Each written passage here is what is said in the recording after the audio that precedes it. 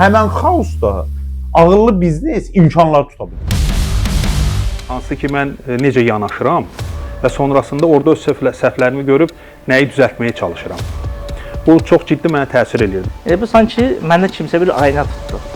Həmin o aynadan özümü gördüm və çox böyük dəyişikliklər olmağa başladı. Beynimizi məcbur edir ki, yaxşı ideyalar fikirləşək. Qısa bir müddət ərzində bir insanın özünü görməyi və o görməyi qəbul etməyi, həzm etməyi həqiqətən də böyük bir yaxşı mənada ürək tələb edir. Əsas adama, məsələn, rəhbərin idarə etmədəki səhvlərini daha rahat görə bilirsən.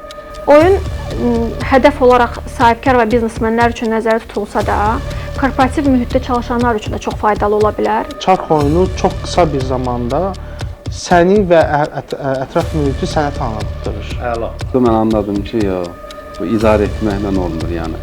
Bu həqiqətən transformativ bir inkişaf necə deyim, bir modelidir. Başqalarını idarə edən adamların özləri nə durumdadır? Mənim üçün çox əhəmiyyətli idi. Həyatda bəlkə bir 5 ildə başına gələcək bir təcrübəni orada 5 saatın içində qazanırsan da.